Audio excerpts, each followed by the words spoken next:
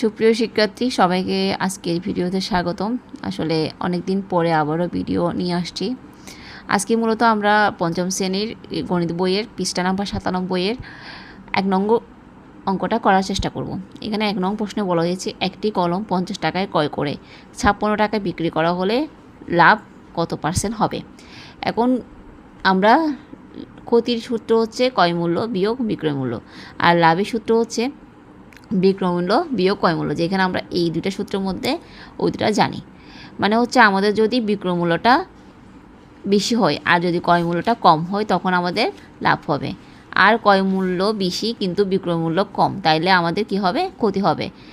এখানে একটা অঙ্ক দিয়েছে 50 টাকা দিয়ে আমি কিনেছি, ক্রয় করেছি মানে আমি একটা জিনিস 50 টাকা দিয়ে কিনেছি, সেটা যদি আমি পরবর্তীতে 56 টাকা দিয়ে বিক্রি করি, এখানে আমার লাভের পরিমাণটা কত? এখানে 56 থেকে যদি 50 চলে যায়, এখানে আমার লাভের পরিমাণটা হচ্ছে 6 টাকা। এখন আমরা জানি আমাদের লাভের পরিমাণটা 6 টাকা, কিন্তু আমাদেরকে সেটা কী বের করতে হবে? পার্সেন্টেজ বের করতে হবে, মানে সেটা শতকরাটা বের করতে হবে। তাহলে আমরা নিচের অঙ্ক যদি আমরা দেখি তাহলে আমরা লিখতে পারি লাভের পরিমাণ 56 থেকে যদি 50 চলে যায় তাহলে আমাদের লাভ হয় কত টাকা? 6 টাকা। তাহলে আমরা এবার লিখতে পারি যেহেতু লাভ এই 6 টাকা, লাভটা কত টাকার মধ্যে হয়েছে?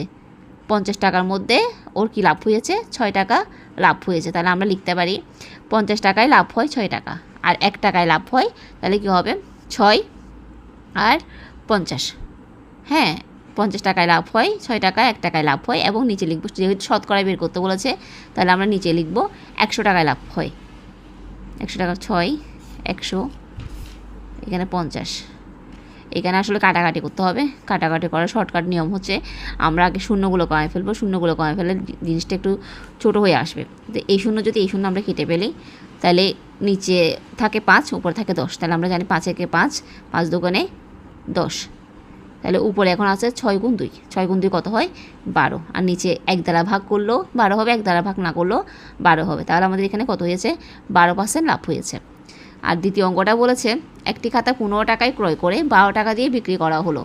তার মানে এখানে কী হয়েছে? ওর ক্ষতি হয়েছে, কারণ ও খাতাটা কিনেছে 15 টাকা দিয়ে, আবার বিক্রি করেছে 12 টাকা দিয়ে। তাহলে এখানে ওর ক্ষতির পরিমাণটা কত? ক্ষতির পরিমাণটা হচ্ছে 3 টাকা।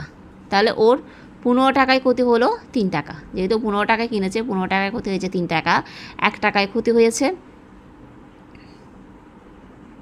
এবং 100 টাকায় ক্ষতি হয়েছে। এটার মধ্যে কোনো শূন্য কাটাকাটি যাচ্ছে না, যেহেতু নিচে শূন্য নাই। তাহলে আমরা 3 একে 3, 3 5 15, আবার 5 দিয়ে যদি 100কে কাটি 5 20 100, অর্থাৎ এখানে ওর 20%, 20 টাকা বা 20% ক্ষতি হয়েছে।